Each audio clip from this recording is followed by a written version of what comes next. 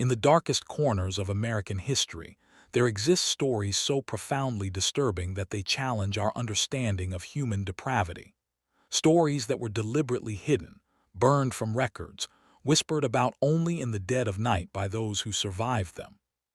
Stories that reveal the absolute corruption that absolute power creates. This is one such story. The year was 1847. The place, a sprawling plantation in the heart of Georgia, where magnolia trees cast shadows over secrets that would horrify even the most hardened observers of the antebellum South. Where the line between family and property became so twisted that it created a nightmare that defied all moral boundaries. This is the true story of Margaret Calloway, a plantation mistress whose descent into depravity would create one of the most shocking and carefully concealed scandals in Southern history. A woman who, after the death of her husband, transformed her plantation into something that combined the horrors of slavery with the ultimate taboo, using her own sons in a breeding scheme that violated every law of God and man. What happened on Calloway Plantation between 1847 and 1865 was so disturbing that even in a society built on the foundation of human bondage, it was considered unspeakable. The neighboring plantation owners, themselves no strangers to cruelty, spoke of it only in hushed tones. The enslaved people who survived it carried trauma so deep that their descendants, generations later, still struggle to speak of it.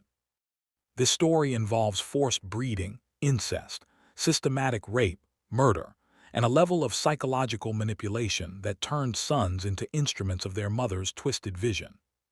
It involves women who were treated as livestock, children born into a nightmare beyond comprehension, and a matriarch who wielded her power with the cold calculation of someone who had completely severed herself from humanity. Music intensifies with deep, unsettling tones. For over 150 years, this story was suppressed. The Calloway family's descendants paid handsomely to keep it buried. Records were destroyed. Witnesses were silenced. The very plantation where these horrors occurred was razed to the ground and the land salted, as if the earth itself needed to be sterilized of the evil that had taken place there. But truth has a way of surfacing. In 1994, a construction crew breaking ground for a shopping mall outside Savannah, Georgia, discovered something that would crack open this carefully sealed vault of history. Beneath the red Georgia clay, they found the remains of over 40 bodies, men, women, and children, buried in unmarked graves. The forensic evidence told a story of malnutrition, abuse, and suspicious deaths, all concentrated in a remarkably short time period. The discovery led historians to dusty archives, to letters hidden in attic walls, to the oral histories that had been passed down in whispers through families of formerly enslaved people. Slowly, painstakingly, the full horror of what Margaret Calloway had done emerged from the darkness. This is that story, unfiltered, unflinching, told not to sensationalize evil but to remember it, to understand that the institution of slavery didn't just permit cruelty, it cultivated it. It turned human beings into property and property owners into monsters. This is the story of how one woman's obsession with control, with purity of bloodlines, with maintaining power in a changing world, led her to commit acts that would have been considered abominable even in the moral wasteland of the slave-holding South. Pause for dramatic weight. What you are about to hear is based on historical records, forensic evidence, survivor testimonies recorded years after emancipation, letters, journals, and court documents that were sealed for over a century. Every effort has been made to present the facts with historical accuracy while respecting the dignity of those who suffered. This is not an easy story to tell. It will not be an easy story to hear, but it must be told, because those who suffered deserve to be remembered, because those who died deserve to be mourned, because history, even at its darkest, must be faced. Welcome to the true story of Margaret Calloway and the Georgia plantation where the unthinkable became routine. Music transitions to something more historical, documentary style. To understand how Margaret Calloway became the monster she did, we must first understand who she was before the darkness consumed her. We must understand the world that created her, the society that enabled her, and the events that transformed a seemingly ordinary plantation mistress into something far more sinister. Margaret Adelaide Whitmore was born on March 14, 1804, in Charleston, South Carolina, into one of the oldest and most prestigious families in the South. The Whitmores could trace their lineage back to the earliest colonial settlements, and they never let anyone forget it. Her father, Nathaniel Whitmore, owned 3 plantations and over 400 enslaved people. He was a state senator, a pillar of Charleston society, and a man whose word carried the weight of law in South Carolina's low country. Her mother, Adelaide Thornton Whitmore, was the daughter of a British diplomat and brought European aristocratic pretensions to the already class-obsessed Southern elite. Margaret grew up in a world of extreme privilege built on extreme oppression. The great house where she was raised had 23 rooms, Venetian chandeliers, furniture imported from France, and gardens maintained by a staff of 30 enslaved people. She was educated by private tutors, learned French and Latin, studied literature, music, and all the accomplishments expected of a young woman of her class. But beneath the veneer of civilization, Margaret learned other lessons too. She learned that human beings could be property. She learned that some people were born to rule and others to serve. She learned that power was the ultimate currency, and that those who wielded it owed nothing to those beneath them. From her earliest memories, Margaret watched her father conduct business that involved buying and selling human beings as casually as one might trade horses. She watched her mother direct the household enslaved people with casual cruelty, having women whipped for the slightest infractions, separating families without a second thought. One incident from Margaret's childhood, recorded in her cousin's diary, provides a chilling glimpse into her developing character. When Margaret was 12 years old, a young enslaved girl named Rose, who was Margaret's personal maid and only a year older than her, accidentally tore one of Margaret's dresses while helping her change for dinner. Margaret didn't cry or run to tell her parents. Instead, according to the diary entry written by her cousin who witnessed it, Margaret calmly took a letter opener from her desk and slashed the girl's arm, saying, "Now you're torn too." We match. Rose still had the scar decades later, long after emancipation, when she told the story to a WPA interviewer in 1936. "Miss Margaret wasn't never quite right," Rose said in the recorded interview. "Even as a child, there was something cold in her eyes. Like she was looking at you but not seeing a person, just seeing a thing. Something she could do, whatever she wanted to." But Margaret's apparent cruelty was overlooked, even praised, by her parents as showing proper authority and natural leadership. In the twisted moral universe of the plantation South, her inability to see enslaved people as fully human wasn't considered a character flaw. It was considered proof that she understood the social order. Margaret was beautiful by the standards of her time, tall, with pale skin that she protected obsessively from the sun, dark hair, and striking green eyes. She carried herself with the absolute confidence that came from never having been told no about anything that mattered to her. When Margaret turned 18 in 1822, she was one of the most sought-after brides in Charleston society. Suitors came from across the South, drawn by her beauty, her family's wealth, and the enormous dowry Nathaniel Whitmore was prepared to offer, but Margaret rejected them all. Not because she was romantic or particular, but because she enjoyed the power of rejection. She enjoyed watching men of status and wealth bend themselves trying to win her favor, only to be dismissed with a word. This went on for 3 years. Nathaniel began to worry. In that era, an unmarried woman of 21 was approaching spinsterhood.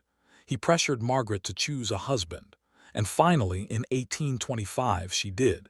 His name was Richard Calloway. Music shifts to something slightly romantic, but with underlying darkness. Richard Calloway was everything the Whitmores could have wanted in a son-in-law, on paper. He was 30 years old, owner of a prosperous plantation in Georgia, educated at the University of Virginia, handsome in a rough-hewn way that contrasted with the more refined Charleston gentleman. He came from a respectable Georgia family, though not quite as prestigious as the Whitmores. His plantation, Willowbrook, comprised 2,500 acres of prime cotton-growing land worked by 150 enslaved people. He was wealthy, ambitious, and eager to align himself with the powerful Whitmore family. But there was something else about Richard that attracted Margaret, something her family didn't fully understand. Richard Calloway was weak. Oh, he projected strength. He was physically imposing, standing over 6 feet tall with broad shoulders. He could ride, shoot, and drink with the best of the Georgia planter class. But emotionally, psychologically, Richard Calloway was malleable in a way that Margaret recognized instinctively. He had lost his own mother at age 7. His father had been a harsh, distant man who ruled through fear and violence. Richard had grown up desperate for approval, for affection, for someone to tell him he had value. He masked it well, but Margaret saw through the mask. She saw someone she could control. They were married on June 12, 1825 in Charleston St. Philip's Church. It was the society event of the season, over 300 guests, flowers imported from New Orleans, a reception that lasted 3 days. Nathaniel Whitmore gave his daughter a dowry of $50,000, $20 enslaved people, and land in Georgia adjacent to Willowbrook Plantation. The couple moved to Georgia immediately after the wedding. Margaret left Charleston and her family behind without apparent regret. She was now mistress of her own domain, and she intended to rule it absolutely. Sound of carriage wheels, plantation sounds. Willowbrook Plantation was located in the Georgia Low Country, about 40 miles inland from Savannah. It was beautiful in the way that so many sites of historical horror are beautiful: sprawling oak trees draped with Spanish moss, fields of cotton stretching to the horizon, the big house built in the Greek Revival style with massive white columns. But Margaret found it lacking. She found everything about her new home lacking, from the house's furnishings to the way Richard managed the enslaved population to the social opportunities in rural Georgia compared to Charleston. She set about changing everything. Within the first year of their marriage, Margaret had completely redecorated the big house, importing furniture and fixtures from Charleston and Europe. She reorganized the entire household staff, dismissing several enslaved people Richard had relied on for years and bringing in people from her dowry who were loyal to her. She also began to assert control over plantation operations, which was highly unusual for the time. Plantation management was considered men's business. Women were expected to manage the household and maybe supervise domestic enslaved people, but field operations, crop decisions, and business matters were the master's domain. Margaret didn't care about convention. She began attending meetings with Richard's overseer, questioning decisions, suggesting changes. At first, Richard found it amusing, even charming. His educated wife was interested in the business of the plantation, but it wasn't interest, it was conquest. By 1827, Margaret was effectively running Willowbrook Plantation. Richard had gradually ceded more and more authority to her, worn down by her constant criticism, her withering intelligence, her ability to make him feel incompetent in subtle and not-so-subtle ways. The overseer, a man named Jacob Hastings, recognized what was happening and didn't like it. He complained to Richard that Mrs. Calloway was undermining his authority, making it impossible to manage the enslaved workers effectively. Richard, in a rare moment of asserting himself, told Margaret that she needed to step back and let the men handle plantation business. Margaret's response was to have Jacob Hastings fired and replaced with a man named Silas Drummond, a brutal overseer she'd personally selected, because he had no problem taking orders from a woman as long as he was allowed to exercise cruelty with impunity. Richard protested weakly. Margaret reminded him whose dowry money had paid for the new cotton gin, whose connections in Charleston were securing better prices for their cotton, whose management had increased Willowbrook's profits by 30% in 2 years.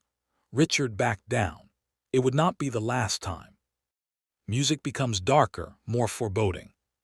Between 1826 and 1838, Margaret gave birth to 5 children.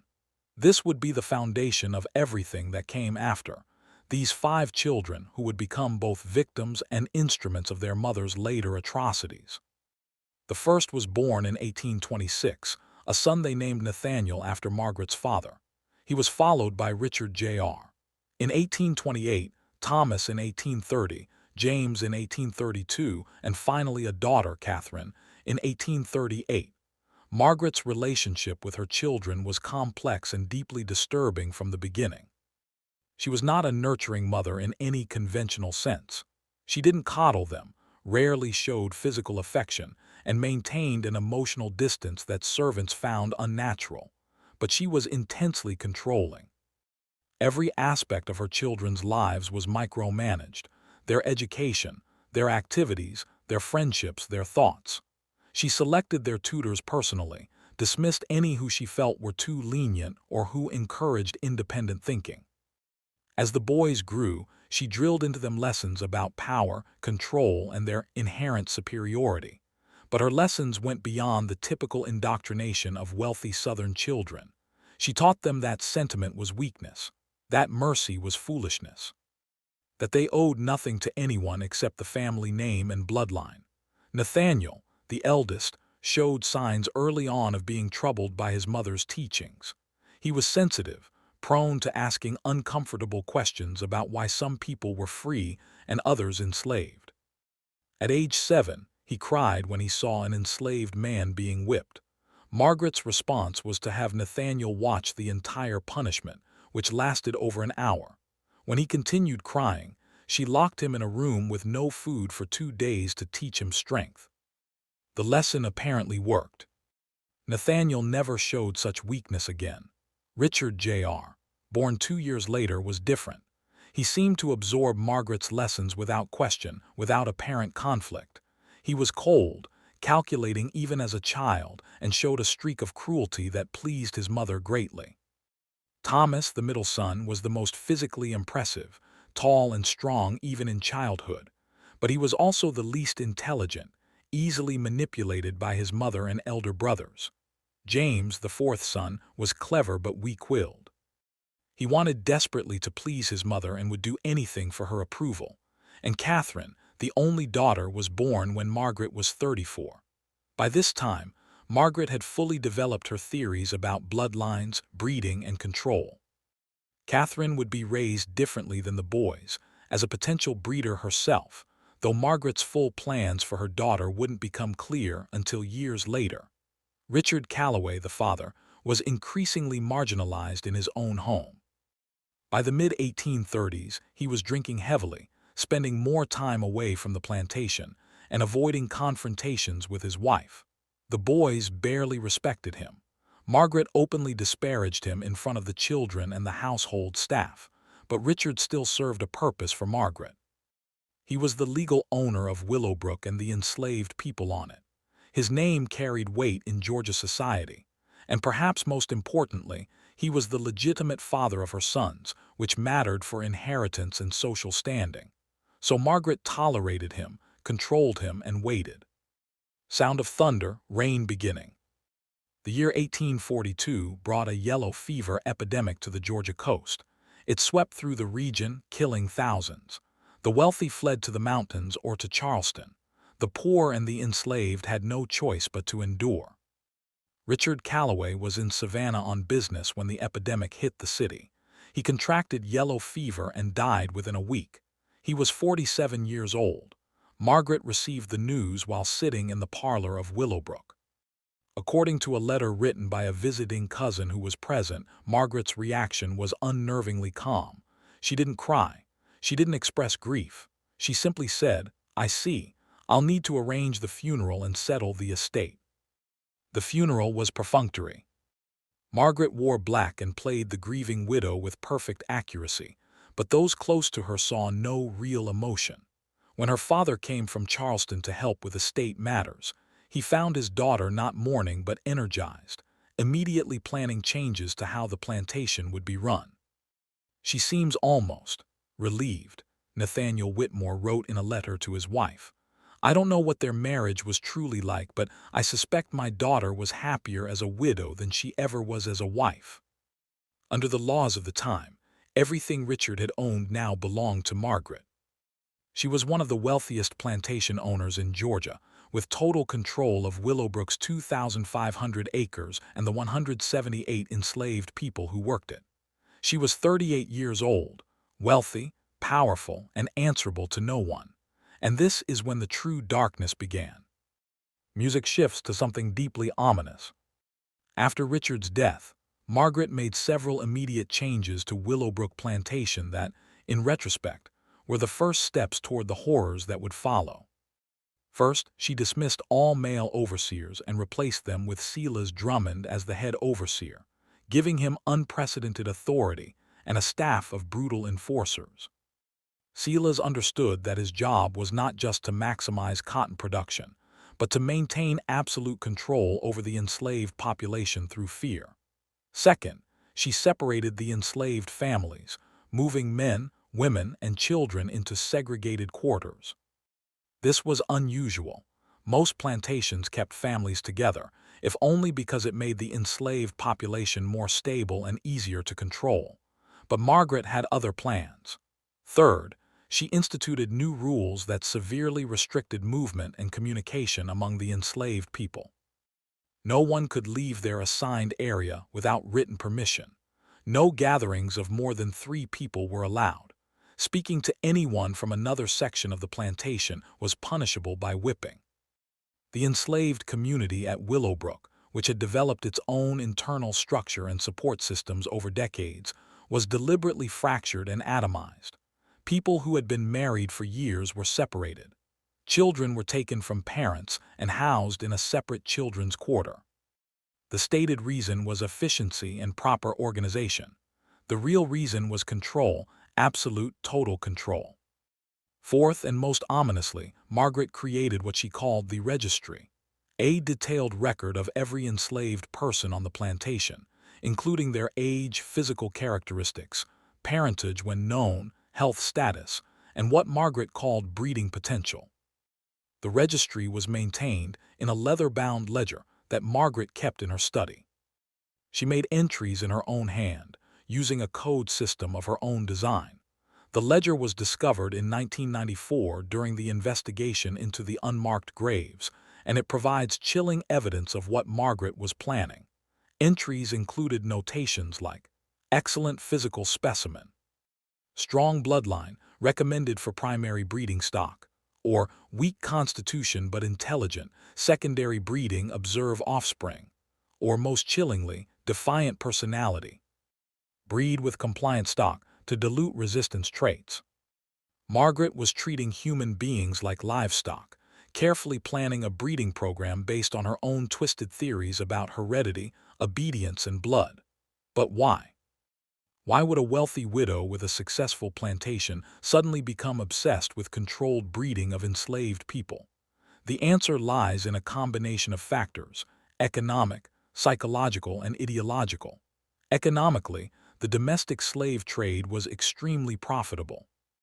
After the international slave trade was banned in 1808, the only source of new enslaved labor was birth. Plantations that could produce large numbers of healthy enslaved children could sell them at enormous profit. A healthy enslaved man in his prime could sell for $1,500 to $000 in the 1840s. A woman of breeding age could fetch even more. But Margaret's motivations went beyond simple economics. She had become convinced that she could create what she called a superior stock of enslaved people, workers who would be stronger, more obedient, less prone to resistance or escape attempts. She believed that traits like obedience and strength could be bred into people the same way cattle or horses were bred for specific characteristics. This was pseudoscience of the worst kind, but it was pseudoscience that had respectable advocates in the antebellum South. Doctors, scientists, and intellectuals had been writing for decades about racial hierarchies, about inherent characteristics, about the possibility of controlling human breeding to achieve specific outcomes. Margaret devoured these texts. Her library, inventoried after her death, included dozens of books on animal husbandry, breeding theories, medical texts about heredity, and pro-slavery tracts arguing that black people were a separate, inferior species that needed to be controlled and directed by white masters. She corresponded with doctors and plantation owners across the South, sharing theories and comparing notes. Some of this correspondence survived, and it reveals a woman who saw herself as a scientific pioneer, conducting experiments that would benefit the entire plantation system. But there was also a psychological dimension to Margaret's obsession. In the 5 years after Richard's death, she became increasingly isolated from society. She rarely left Willowbrook, turned down social invitations, and showed little interest in remarrying despite several suitors. She was creating her own world, one where she was not just the master but the absolute authority over every aspect of life and death. The breeding program was a way to exert control not just over the present but over the future, to literally create the next generation according to her specifications. It was playing God, and for a woman who had been taught from childhood that she was naturally superior to the majority of humanity, it was an irresistible temptation. Sound of footsteps, doors closing, locks turning. By 1844, the breeding program was fully operational. Margaret had identified approximately 30 enslaved women between the ages of 14 and 35, who she considered prime breeding stock. She had also selected a dozen men based on physical strength, health, and what she called tractability, willingness to obey without question. These people were moved to a special section of the plantation that became known as the breeding compound. It was surrounded by a high fence and guarded constantly. No one entered or left without Margaret's direct permission. What happened in the breeding compound was systematic rape. Women were forced to mate with men selected by Margaret based on her theories about which pairings would produce the best offspring. They had no choice in partners, no control over their own bodies, no say in whether or when they had children. Some women resisted. They were beaten, starved, or subjected to psychological torture until they complied. One woman named Hannah tried to escape. She was caught, brought back, and whipped so severely that she carried scars for the rest of her life. Then she was forced into the breeding program anyway. Another woman, Sarah, tried to induce a miscarriage after being forcibly impregnated. When Margaret discovered this, she had Sarah chained in a small room for the entirety of her pregnancy, monitored constantly to ensure she couldn't harm the baby. After giving birth, Sarah was immediately impregnated again as punishment. The men selected for the breeding program suffered their own trauma. They were forced to rape women who might be their cousins, their friends, or complete strangers. Some refused and were tortured until they complied. Others complied but were destroyed psychologically by what they were forced to do. Margaret documented all of it in the registry. She recorded which pairings produced which children, tracked the health and characteristics of each baby, made notes about which combinations seemed most successful according to her criteria. Between 1844 and 1847, the breeding compound produced 23 babies. But Margaret's ambitions were growing. The results of her breeding program, while profitable, she sold several enslaved children for substantial sums, weren't producing the kind of superior stock she envisioned. The babies were healthy enough, but Margaret had convinced herself that she could do better. She needed stronger bloodlines. She needed more control over heredity. And this is where the story takes its darkest turn. This is where Margaret Calloway crossed a line that even the plantation South, with all its horrors, found abhorrent. She needed her sons. Music becomes intensely dark and disturbing. It's impossible to know exactly when Margaret first conceived of the idea. The historical record doesn't provide a clear answer, but by 1847, when Nathaniel was 21, Richard Jr. was 19, Thomas was 17, and James was 15, Margaret had decided to incorporate her sons into the breeding program. Her logic, as demented as it was, had a certain internal consistency given her twisted worldview. She believed that her family's bloodline was superior, white, wealthy, educated, from good stock. The enslaved women she'd selected were physically strong and healthy. By combining the two, she believed she could create exactly the kind of worker she wanted. Strong, healthy, compliant, and with enough white blood to be more intelligent and capable than pure black workers, but enslaved status through the mother. She was planning to use her own sons as breeding stock.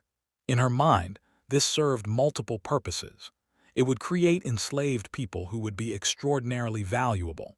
Mixed-race children often sold for premium prices because they were considered more suitable for domestic work or skilled trades. It would give her unprecedented control over the bloodlines, since she controlled both the fathers, her sons, and the mothers, the enslaved women. And perhaps most importantly to Margaret's twisted psychology, it would bind her sons to her and to Willowbrook in the most absolute way possible. But how does a mother convince her sons to do something so taboo, so morally repugnant, so clearly wrong? The answer lies in how Margaret had been preparing them for this moment their entire lives. From early childhood, Margaret had been systematically desensitizing her sons to the humanity of enslaved people. She had taught them to see black people as fundamentally different, as animals in human form, as property no different than cattle. She had normalized the violence of slavery, making sure her sons witnessed and even participated in punishments from a young age. By the time they were teenagers, all four boys had personally whipped enslaved people for infractions real or imagined. She had also carefully controlled their sexual education and experiences. In the antebellum South, it was common, though not openly discussed, for young white men to have their first sexual experiences with enslaved women. It was rape, but the society didn't call it that. It was seen as a normal part of growing up, a privilege of white manhood. Margaret had actively encouraged this with her sons, selecting enslaved women and essentially giving them to her boys as sexual playthings when they reached puberty. By age 16, each of her sons had already raped multiple enslaved women with their mother's explicit approval. So when Margaret finally proposed her plan to them in the spring of 1847, the groundwork had already been laid. Sound of a formal meeting, papers rustling. The conversation took place in Margaret's study on a warm May evening. She had called all four of her sons together, telling them she wanted to discuss the future of Willowbrook and their roles in it. Nathaniel, now 21, was nominally the man of the house and would inherit the plantation upon Margaret's death. But he, like his father before him, was completely under his mother's control. Richard Jr., 19, was the cruelest of the brothers and the most enthusiastic about plantation management. He had been serving as his mother's right hand for the past 2 years, overseeing punishments and enforcement. Thomas, 17, was the strongest physically but the most limited intellectually. He did whatever his mother told him without question or reflection. James, 15, was desperate for his mother's approval and would do anything to earn her praise. Margaret laid out her plan calmly and methodically, framing it in scientific and economic terms. She showed them the registry, explained her breeding theories, detailed the success and limitations of the current program. Then she told them she needed their participation to take it to the next level. "You are Calloways," she told them. "Your bloodline is strong. Your heritage is pure. These enslaved women have been carefully selected for physical attributes. Your children by them will represent the perfect combination, strong enough for hard labor, intelligent enough for complex tasks, loyal because of blood ties to the family." She also appealed to their economics. "Every child you father will belong to Willowbrook. Each one represents wealth, labor, future profit.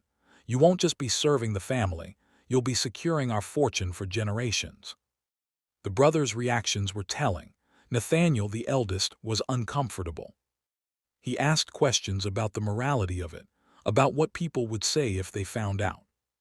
Margaret dismissed his concerns, reminding him that what happened on Willowbrook was private family business, that enslaved women had no rights or protections, that this was no different than what was already happening across the South, except that they would be doing it systematically and purposefully. Richard Jr. had no objections at all. He saw it as an extension of privileges he already enjoyed, now with his mother's explicit blessing and approval. Thomas simply asked which women he would be assigned to. James wanted to know if this meant his mother would be proud of him.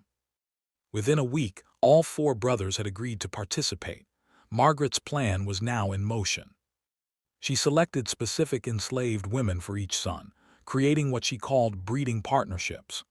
She established schedules, kept detailed records, and monitored results with the cold efficiency of a scientist conducting an experiment. And for the next 18 years, until the end of the Civil War, Willowbrook Plantation became a site of systematic, calculated horror that went beyond even the terrible norms of slavery. Music intensifies with deeply disturbing undertones. The implementation of Margaret's plan created a new level of suffering on Willowbrook Plantation. The enslaved women who were selected for forced breeding with the Calloway sons experienced trauma that compounded the already horrific nature of slavery. These women ranged in age from 15 to 25 when the program began. They had no choice, no voice, no power. They were told that they had been selected for special duties and would be moved to a separate quarter near the big house. The first woman forced into this role was named Dinah. She was 20 years old, unusually tall and strong, with what Margaret's notes described as excellent physical constitution and pleasing features. She was assigned to Nathaniel. Dinah had been married, in the informal way enslaved people were allowed to marry, to a man named Isaac who worked in the fields. They had a 3-year-old daughter. When Dinah was moved to the breeding quarter, she was separated from both her husband and her child. Isaac tried to protest, tried to go to the big house to speak with Mistress Calloway.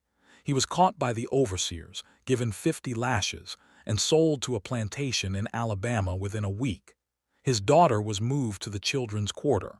Dinah would never see either of them again. This was Margaret's method, not just to control the women, but to completely sever them from any support system or previous connection. Isolated, traumatized, and under constant surveillance, they were easier to control. Nathaniel's first encounter with Dinah was observed and recorded by Margaret herself. She wanted to ensure compliance and proper procedure, according to her notes. The violation happened in a room in the big house while Margaret waited outside, then entered afterward to provide instruction on how Nathaniel should approach future encounters to maximize breeding potential. The psychological damage to both Dinah and Nathaniel from this arrangement is impossible to fully quantify. Dinah was being systematically raped by a man young enough to be her younger brother, under the observation and direction of his mother. Nathaniel, despite being the rapist and thus carrying responsibility for his actions, was also being used as an instrument of his mother's will, his sexuality weaponized for her purposes. But Nathaniel at least had some agency, some power, some ability to walk away if he chose. Dinah had none. Within 2 months, Dinah was pregnant. Margaret was pleased and made detailed notes about the pregnancy's progression.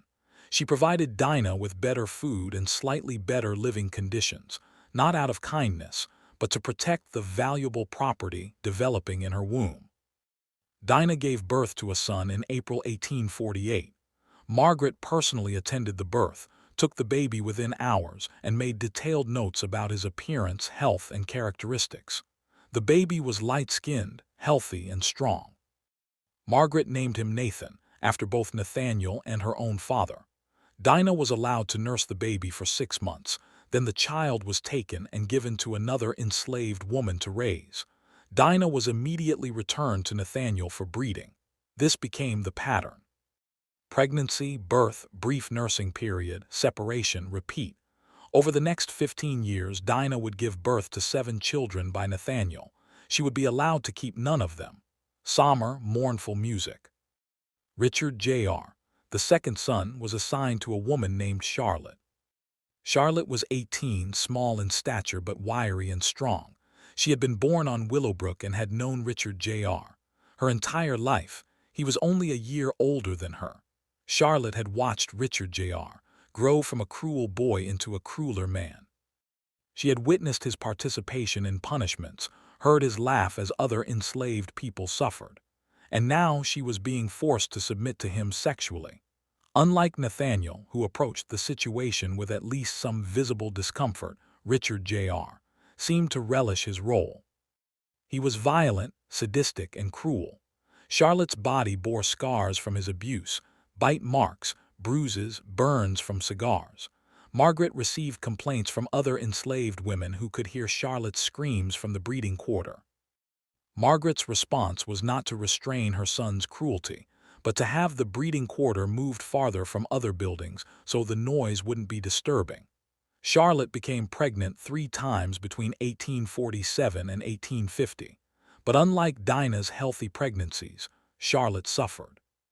The first pregnancy ended in miscarriage after Richard Jr. beat her during an encounter. The second resulted in a stillbirth. The third finally produced a living child, a girl, but Charlotte nearly died from complications during delivery. Margaret's notes on Charlotte became increasingly frustrated. Poor breeding outcome despite good initial assessment. May need to replace stock. The language, replace stock, reveals how completely Margaret had dehumanized these women in her mind. Charlotte wasn't a person suffering from abuse and trauma. She was defective property that wasn't producing adequate returns. In 1851, Charlotte tried to end her own life. She was found by another enslaved woman who raised the alarm. Charlotte was saved, punished for attempting to destroy valuable property, and forced back into the breeding program.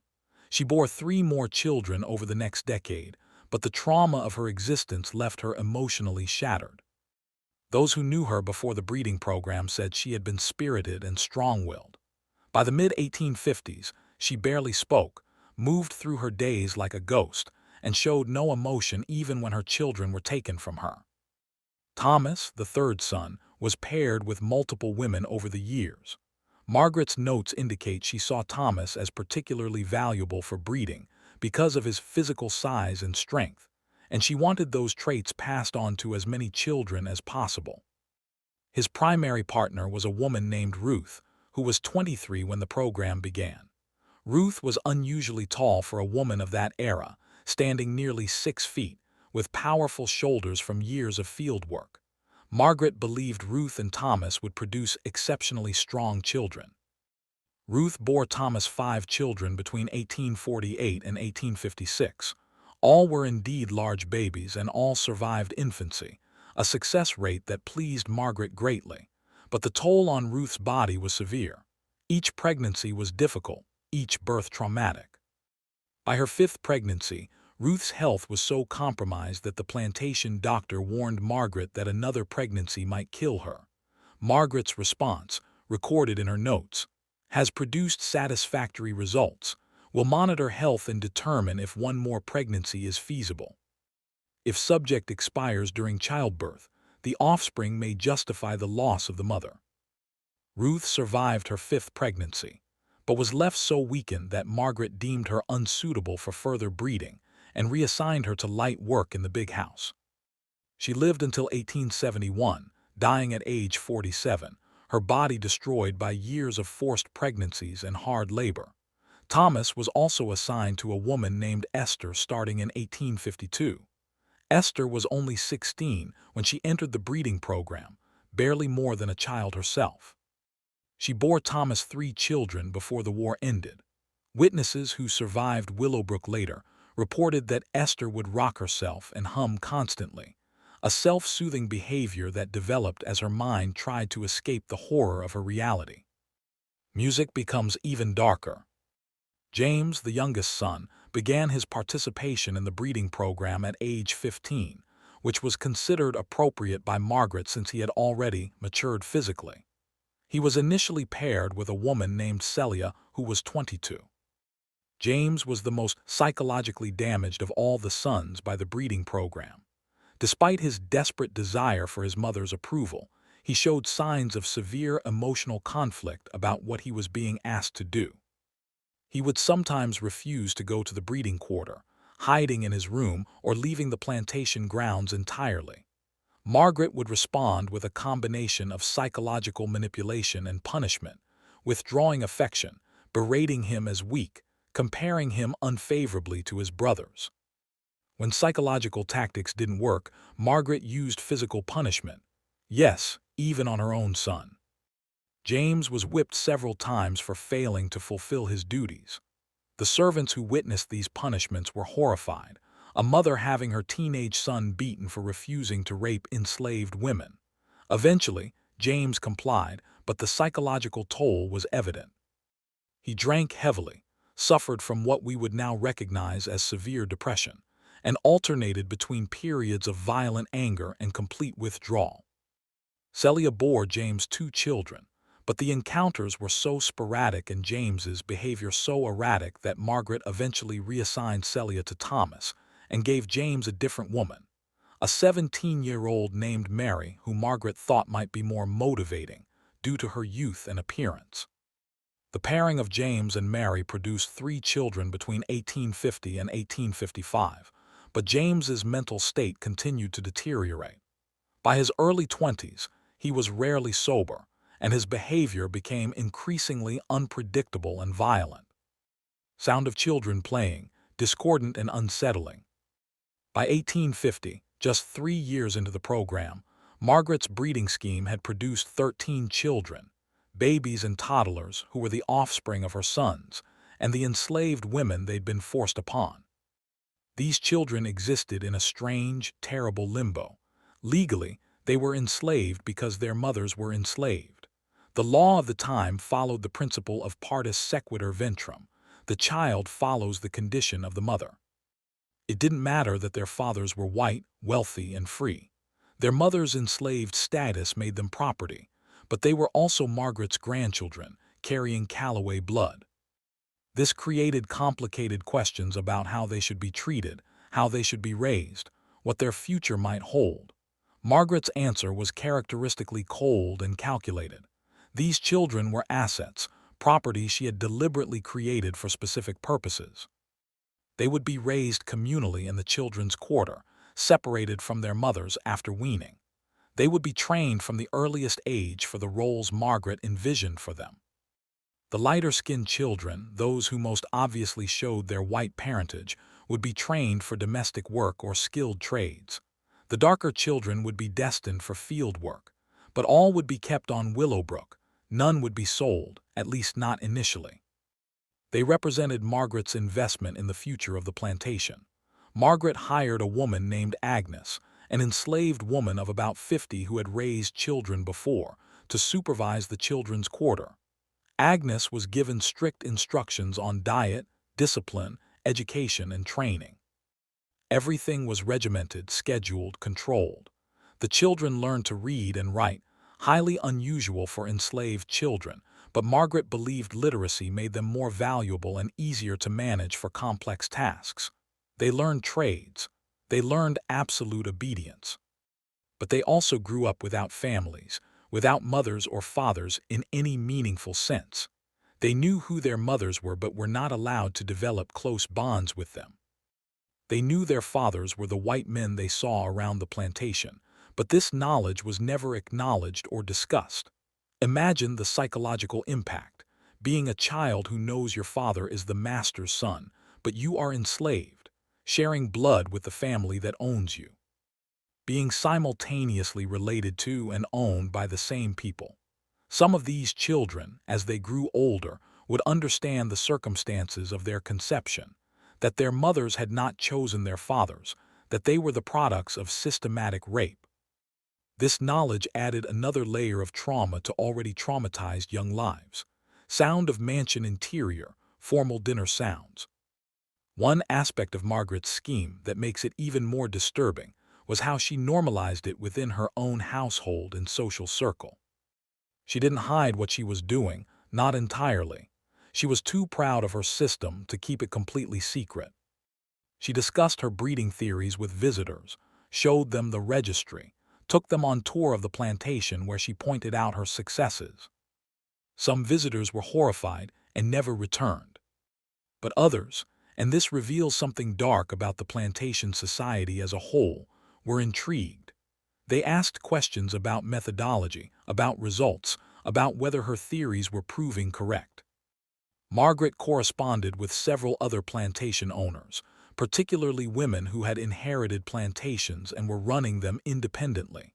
She shared her insights, offered advice, and compared notes on breeding programs. Not all of these correspondents knew about the specific involvement of her sons. Margaret was somewhat circumspect about that detail in her letters. But they knew she was running a systematic breeding operation, and they were interested in replicating her methods. One letter from a plantation mistress in Alabama named Mrs. Catherine Beaumont, dated 1851, reads in part, "Your theories on selective breeding are most intriguing. I have begun to implement similar practices on my own plantation with encouraging early results. The key, as you noted, is meticulous record-keeping and ruthless culling of unsuitable stock. The language, the casual discussion of human beings as livestock, the sharing of techniques for systematic rape and forced reproduction, all of this was happening in polite correspondence between educated, wealthy, socially prominent women." Margaret also normalized the situation within her own family. The four sons lived in the big house with their mother. The enslaved women they were raping lived in quarters nearby. The children produced by these rapes were being raised on the same property. Everyone knew. The house servants knew. The field workers knew. The children themselves, as they grew older, knew. It was an open secret, a horror happening in plain sight. And Margaret acted as though it was all perfectly normal, perfectly reasonable, perfectly acceptable. She presided over family dinners where her sons sat around the table and discussed the plantation's affairs, including updates on pregnancies in the breeding program. She organized the household schedule to accommodate breeding appointments. She gave instructions to servants about preparing rooms and ensuring privacy for her sons' encounters with the enslaved women. It was all systematized, bureaucratized, made routine. This normalization of horror is one of the most chilling aspects of the story. These weren't crimes of passion or moments of loss of control. This was deliberate, planned, ongoing, and treated as ordinary business. Music shifts to something more agitated. Not everyone on Willowbrook Plantation accepted the situation passively. There was resistance, though it was often subtle and necessarily covert given the absolute power Margaret wielded. The enslaved community developed its own ways of coping, supporting each other, and trying to maintain humanity in an inhumane situation. Women in the breeding program would sing to each other at night, songs of sorrow, songs of hope, songs that kept their spirits alive even as their bodies were violated. These songs were a form of resistance, a way of asserting their humanity when everything in their environment denied it. Some women tried to prevent pregnancies through folk remedies, herbs and techniques passed down through generations. This was dangerous. If caught, they could be severely punished. But some tried anyway, asserting what little control they could over their own bodies. There were also attempts at more direct resistance. In 1849, a woman named Rachel, who had been in the breeding program for 2 years, managed to escape from Willowbrook. She made it nearly 30 miles before she was caught by slave catchers and returned. Margaret's punishment was calculated for maximum deterrent effect. Rachel was not killed. That would destroy valuable property. Instead, she was whipped in front of the entire enslaved population, then had her Achilles tendons cut so she could never run again. She was kept in the breeding program, forced to continue bearing children, but now unable to walk without assistance. The message was clear. Resistance would be punished with fates worse than death. In 1852, an enslaved man named Samuel who worked in the fields tried to attack Richard Jr. Samuel had a sister in the breeding program and he couldn't bear watching what was being done to her. He waited until Richard Jr. was alone near the stables and attacked him with a piece of wood. Richard Jr. survived with only minor injuries. Samuel was not so fortunate. Margaret had Samuel tortured for 3 days before he was finally killed. The torture was conducted in a central location where other enslaved people could hear his screams. His body was then displayed for a week as a warning. His sister, Grace, was forced to continue in the breeding program. She bore Richard Jr., 4 children over the next decade, each birth surely a reminder of what had happened to her brother. Somber, tragic music. But perhaps the most heartbreaking resistance came from the women who tried to protect their children from the fate that awaited them. As the first generation of children born from Margaret's breeding program reached adolescence in the late 1850s and early 1860s, it became clear what Margaret planned for them. The girls, once they reached sexual maturity, would enter the breeding program themselves. Some would be bred with enslaved men Margaret selected, but Margaret was also considering breeding them with her sons, yes, their own fathers, or with the younger generation as they came of age. The boys would become breeding stock as well, paired with enslaved women according to Margaret's ongoing theories and record-keeping. It was a self-perpetuating system of horror, generation after generation. Some mothers, realizing what awaited their daughters, tried desperately to prevent it. One woman named Dinah, not the same Dinah paired with Nathaniel, but a different woman who had entered the breeding program in 1850, had a daughter named Clara who was born in 1851. As Clara approached her 13th birthday in 1864, Dinah knew what was coming. According to testimony given decades later by another enslaved woman who survived Willowbrook, Dinah tried to poison Clara rather than let her daughter enter the breeding program. The attempt failed. Clara became ill but survived. Dinah was discovered and punished, but not before she told Clara, "I love you too much to let them make you like me." Dinah was sold away as punishment, separated from the daughter she had tried to save. Clara did indeed enter the breeding program in 1865, just months before the war ended. Other mothers tried different approaches. Some tried to teach their daughters to be difficult, to resist, to fight back, to make themselves undesirable for the breeding program. This rarely worked and usually just resulted in more severe punishment. A few mothers tried to escape with their daughters. None succeeded. The only thing that saved this second generation from the full horror of Margaret's long-term plan was the Union Army. Sound of distant drums, marching, cannon fire. By 1860, the political tensions that would lead to the Civil War were reaching a breaking point. Margaret, like most plantation owners, followed the developments with growing concern. She was a fierce supporter of secession and slavery. In her mind, the plantation system wasn't just economically necessary.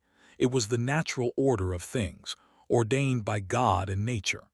The idea that slavery might be abolished was not just economically threatening but philosophically abhorrent to her. When South Carolina seceded in December 1860, followed by Georgia in January 1861, Margaret was jubilant. She believed the South would easily defeat the North, and that the plantation system would not only survive but expand. She had no idea that she was witnessing the beginning of the end of her world. When the Civil War began in April 1861, Margaret's sons wanted to enlist in the Confederate Army. It was expected of men of their class and age, but Margaret forbade it. She needed them at Willowbrook. The breeding program required their participation. The plantation required their labor as overseers and managers. And perhaps most importantly, Margaret couldn't bear the thought of losing control over her sons, having them outside her influence and direction. Nathaniel, now 35, was perhaps old enough to have avoided military service anyway, but Richard Jr., 33, Thomas, 31, and James, 29, were all prime military age. Margaret used her wealth and connections to secure exemptions for her sons. The Confederate draft law included exemptions for plantation owners and overseers to keep the system running during the war. Margaret ensured her sons qualified under these exemptions. This didn't sit well with some neighbors, who saw the Calloway sons as cowards hiding behind their mother's skirts while other men fought and died. But Margaret didn't care about public opinion. She cared about maintaining control.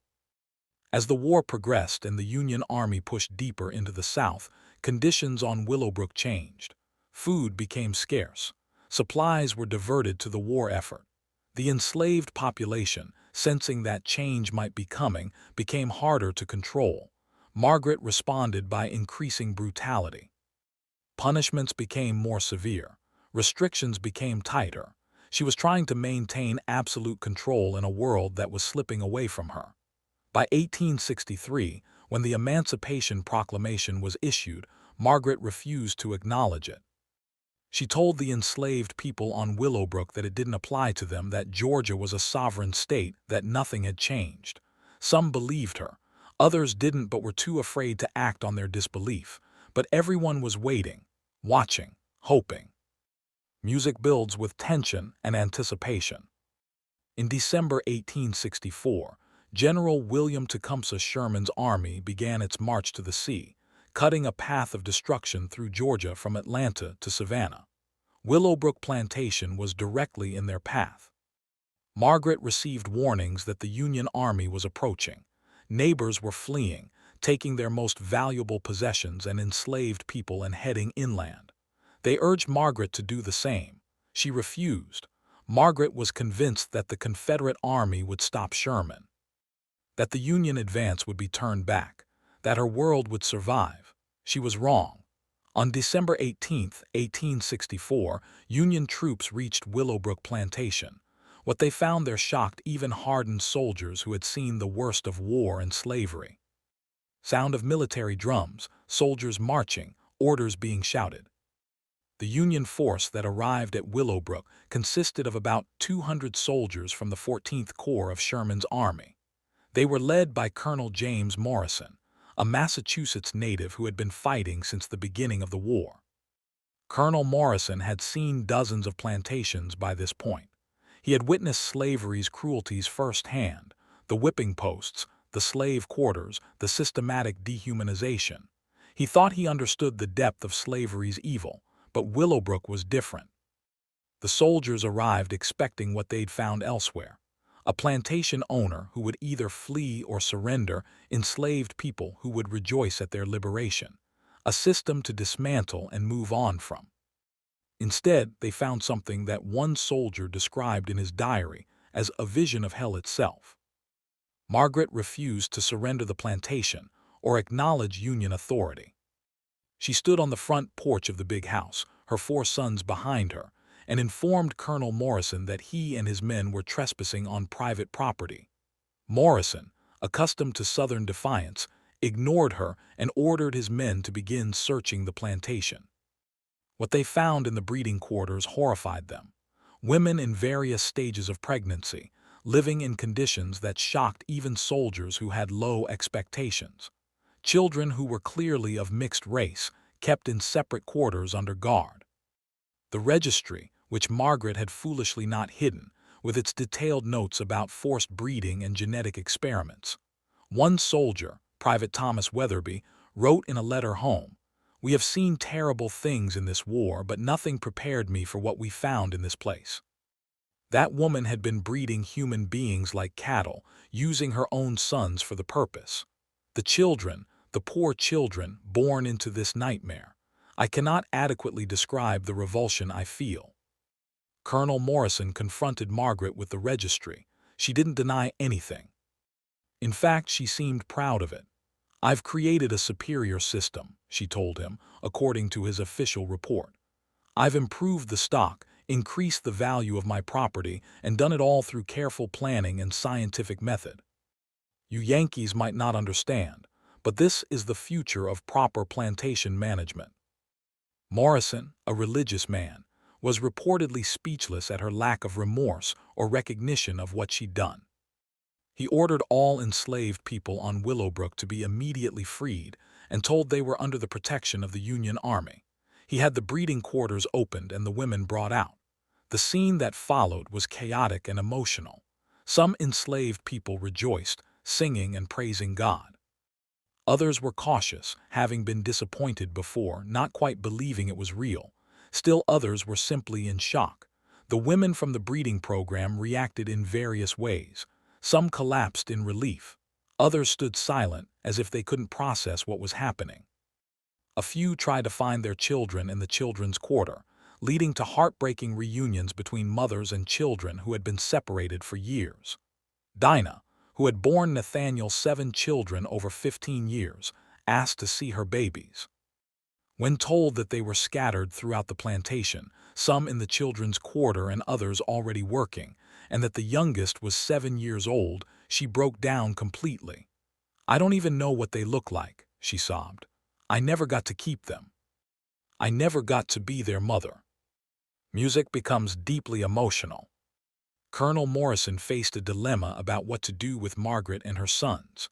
They had committed no crime under Confederate law. What they'd done was legal, if morally reprehensible in the South. But Morrison was operating under Union authority now, and he felt strongly that what had happened at Willowbrook constituted crimes against humanity.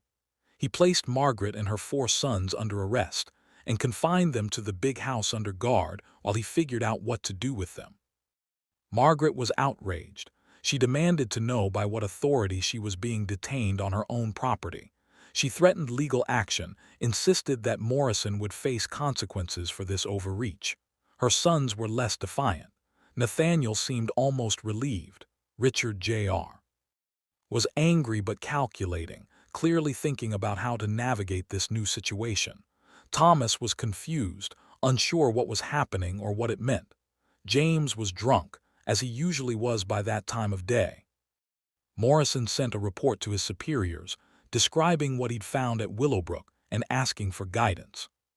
While waiting for a response, he ordered his men to help the formerly enslaved people organize themselves, distribute food and supplies, and begin the process of deciding what they wanted to do now that they were free. Many wanted to leave immediately, to get as far from Willowbrook as possible. Others had nowhere to go and stayed, at least temporarily, in the only home they'd ever known. The women from the breeding program had the hardest decisions. Some wanted to take their children and flee. But their children often didn't know them as mothers.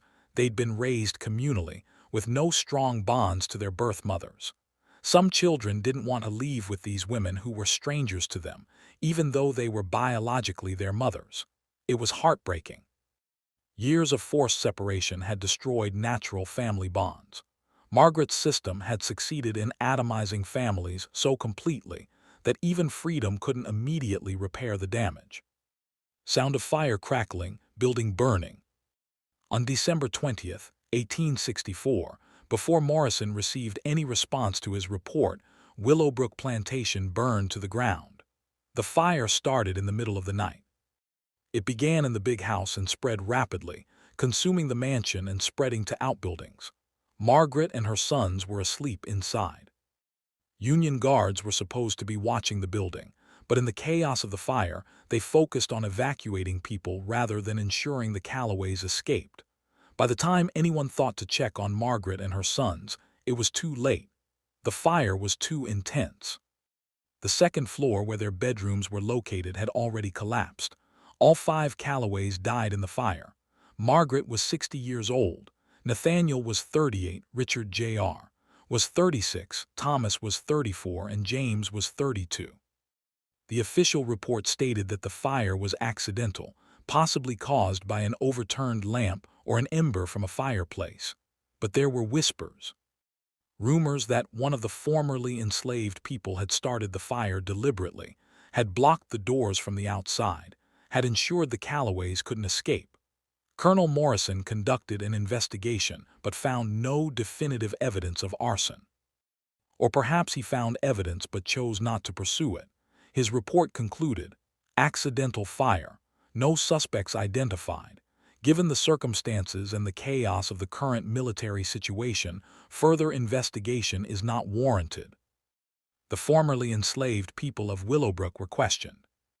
All claimed to have been in their quarters when the fire started, to have seen nothing, to know nothing. No one was ever charged. Years later, in the 1930s, a WPA interviewer spoke with an elderly woman named Sarah who had been enslaved at Willowbrook. She was in her 90s, one of the few survivors still alive. The interviewer asked about the fire. Sarah was quiet for a long time, then said, "Sometimes God's justice comes in fire. Sometimes people got to help God's justice along. That's all I'm gonna say about that."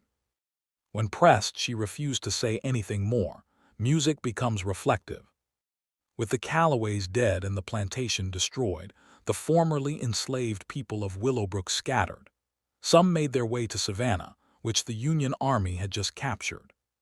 Others headed north, toward the promise of freedom in states where slavery had never existed. Some stayed in the area, settling on small plots of land and trying to build new lives. The women from the breeding program faced unique challenges.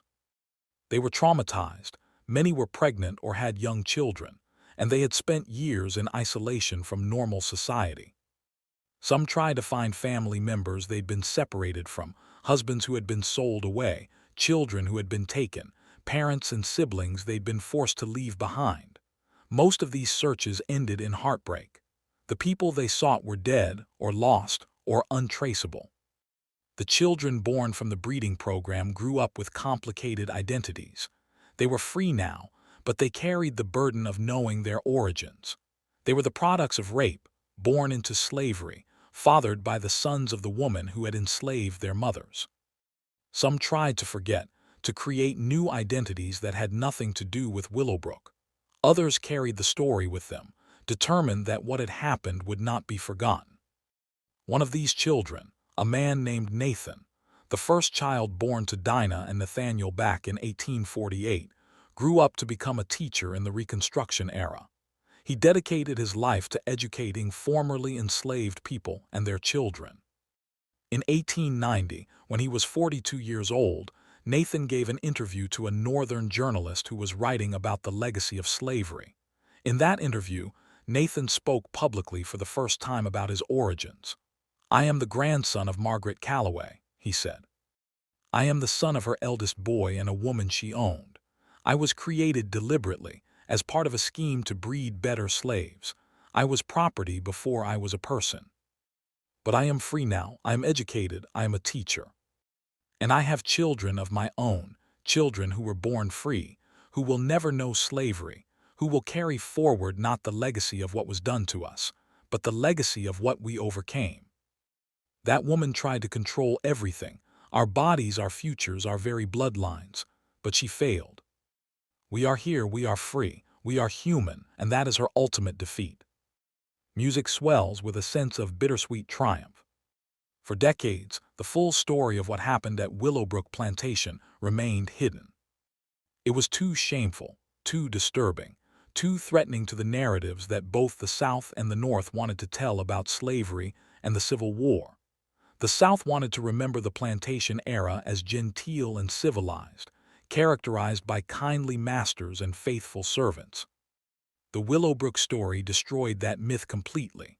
The North wanted to move on from the war, to reconcile with the South, to not dwell too much on the horrors that had justified the conflict. The Willowbrook story was too dark, too uncomfortable, too challenging to the desire for national healing. So it was buried. The land where Willowbrook had stood was sold multiple times, each owner seemingly uninterested in its history. The records that survived the fire were scattered, hidden away in various archives, never brought together into a complete picture. The descendants of the Calloways, those who had survived and moved away before the war, paid to have family records destroyed or altered. They created false genealogies that erased Margaret's children or invented different fates for them. They wanted no association with what had happened. The formerly enslaved people who survived Willowbrook and their descendants carried the story, but it was oral history, passed down in families, not written in official records. And it was painful to tell, so often it was told only in fragments or not at all. "My grandmother never wanted to talk about it," one descendant said in a 1970s interview. "She'd been in that place, in that breeding quarter. When I was old enough to understand, I asked her once. She just looked at me with these haunted eyes and said, 'Baby, some things are too evil to speak out loud. You put them in words, you give them life again.' But in 1994, everything changed. Sound of modern construction equipment, backhoes, drilling. In February 1994, a development company broke ground on what was supposed to be a shopping mall on the outskirts of Savannah, Georgia. The site had been chosen because it was relatively flat, undeveloped land with good highway access. 3 days into excavation, a backhoe operator named Marcus Johnson noticed something odd in the soil he was moving. It looked like bones. Johnson stopped work and called his supervisor. The supervisor called the developer. The developer, fearing a delay that would cost money, wanted to keep digging, but Johnson insisted. He'd seen enough to know these were human bones, and there were a lot of them. Eventually, the local sheriff was called. An anthropologist from the University of Georgia was brought in. And what they discovered brought Willowbrook Plantation's buried history screaming back into the light. The backhoe had uncovered a mass grave containing the remains of 43 people, men, women, and children. They were buried without coffins, without markers, piled in layers in a pit that had been deliberately dug and filled. Forensic analysis revealed that the bodies dated from approximately 1840 to 1865. The remains showed signs of malnutrition, disease, and violence. Several skulls showed fractures consistent with blows to the head. Some bones showed evidence of torture, cuts, burns, breaks that had healed badly. Most disturbing were the infant and child remains. Of the 43 bodies, 14 were children under the age of 5. The infant mortality rate in this burial site was astronomical, far higher than even the terrible norms of slavery. Further investigation of county records revealed that this site had once been part of Willowbrook Plantation. It was on the edge of what had been the plantation's property, in an area that would have been remote from the main buildings. Dr. Patricia Henderson, a historian specializing in slavery who was called in to consult on the discovery, began digging through archives to learn more about Willowbrook.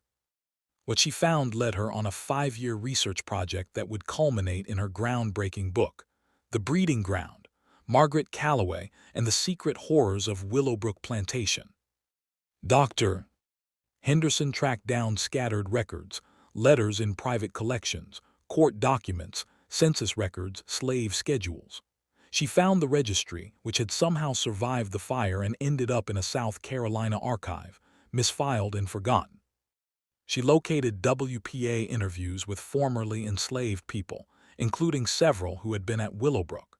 She found Margaret Calloway's correspondence with other plantation owners, discussing breeding theories and techniques. She found medical records from the plantation doctor, detailing pregnancies, births, deaths, and punishments. And she interviewed descendants, both black descendants of the enslaved people and white descendants of the Calloways who finally, after 150 years, were willing to talk about their family's shame. The book, published in 1999, caused a sensation. It was controversial, with some historians questioning whether the story could really be as bad as Henderson claimed, whether she was exaggerating for sensational effect. But Henderson had the receipts. She had documents. She had forensic evidence. She had testimony. The story was real. And it was exactly as horrifying as it seemed. Reflective, somber music. The discovery and subsequent research raised uncomfortable questions for Georgia, for the South, for America as a whole. How many other sites like Willowbrook were there? How many other mass graves of enslaved people waiting to be discovered? How many other stories of systematic brutality that went beyond even slavery's normal horrors? The answer was disturbing, probably many. Willowbrook wasn't unique in the scope of its cruelty. It was unique only in being discovered and documented. The development company abandoned plans for the shopping mall. The site was designated as a historical landmark and burial ground. In 2001, a memorial was erected. The memorial consists of a simple black granite wall with the names of the 43 people whose remains were found. Most are listed as unknown, since matching bones to names from fragmentary records proved impossible. But a few names could be confirmed through cross-referencing burial records and other documents. One name on the wall is Hannah, aged approximately 30, died 1852. Hannah was one of the women in the breeding program. Cause of death in the plantation doctor's records, complications of childbirth. It was her 7th pregnancy in 8 years. Her body simply couldn't take any more. Another name, child of Ruth, male, age 3, died 1854. No name beyond that. a toddler who died and was buried in a mass grave. The plantation records show that Ruth, one of the women forced to breed with Thomas, had a 3-year-old son who died that year. He probably died of a preventable disease or from malnutrition. He was buried without ceremony and forgotten. 43 names. 43 people who suffered and died at Willowbrook. And those were just the ones whose bodies happened to be found by a backhoe in 1994. How many others are still buried in unmarked graves around what used to be the plantation? Sound of memorial dedication, people gathering. The memorial's dedication ceremony in 2001 drew hundreds of people. Descendants of both the enslaved and the enslavers came, some to mourn, some to bear witness, some to finally speak truths that had been suppressed for generations. One woman, great-great-granddaughter of Dinah, spoke at the ceremony. "My ancestor was raped repeatedly for 15 years. She had 7 children who were taken from her. She died in 1881, free but broken, never having recovered from what was done to her. I carry her name. I carry her story. And I will make sure it's never forgotten."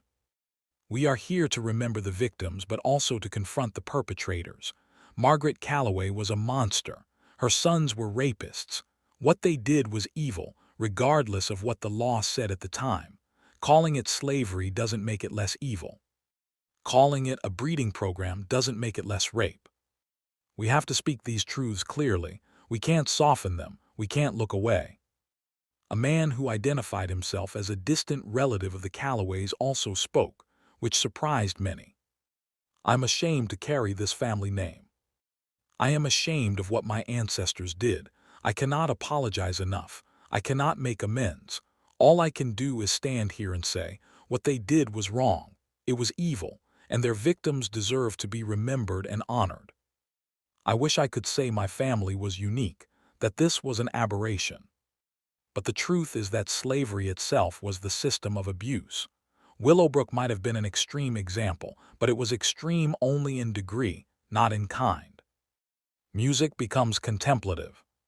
The Willowbrook story forces us to confront uncomfortable truth about American history. First, it reveals the depths of depravity that systems of oppression enable.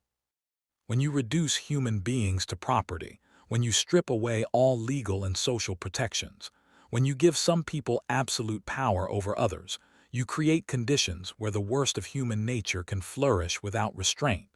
Margaret Calloway wasn't born a monster. She was created by a system that told her from birth that she was inherently superior, that some people existed only to serve her needs, that she owed nothing to those she owned. Second, it shows how societies normalize evil. Margaret's breeding program wasn't hidden in shadows. She discussed it with peers, corresponded about it, proudly showed it to visitors. Some were horrified, but many were intrigued. The system allowed for this. The society enabled it. Third, it demonstrates the particular horrors that enslaved women faced. While all enslaved people suffered terribly, enslaved women were subject to sexual violence as a routine aspect of their enslavement. They could be raped with impunity. Their reproductive capacity could be exploited for profit. Their children could be taken from them.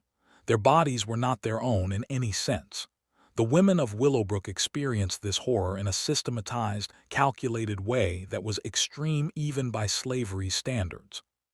But the underlying reality, that enslaved women's bodies were considered property to be used however owners saw fit, was universal across the slave system.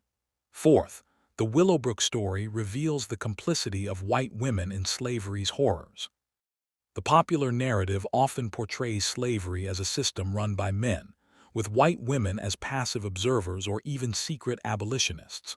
But women like Margaret Calloway, and there were many, were active participants, enforcers, and sometimes architects of slavery's cruelties.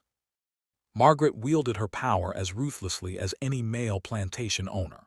She designed and implemented a breeding program that male owners might have engaged in more haphazardly. She used her intelligence and organizational skills to systematize rape and forced reproduction.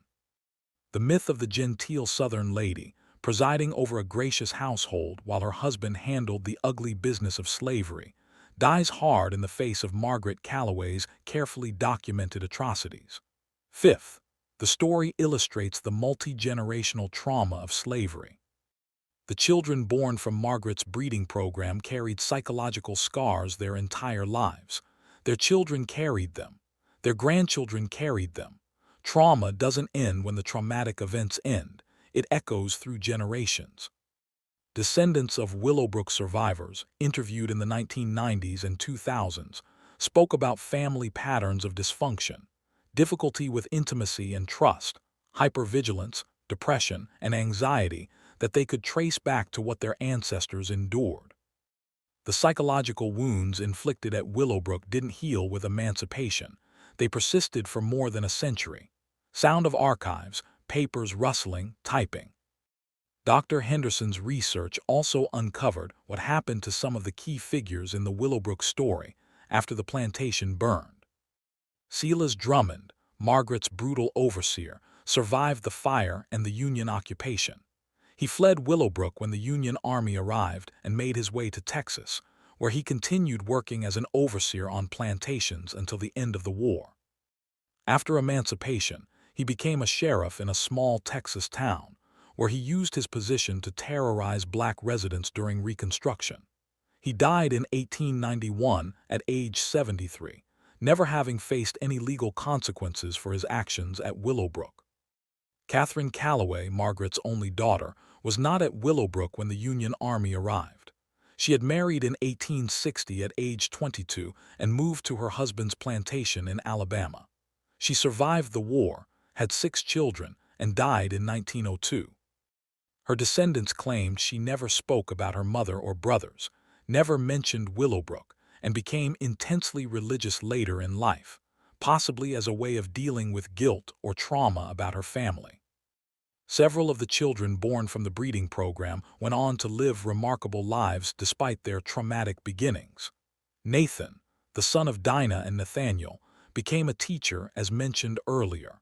He founded a school for black children in Savannah that operated from 1868 until 1920. He married, had 8 children, and lived to be 81 years old. His descendants include teachers, ministers, doctors, and civil rights activists. A woman named Clara, daughter of Charlotte and Richard Jr., became a midwife after emancipation.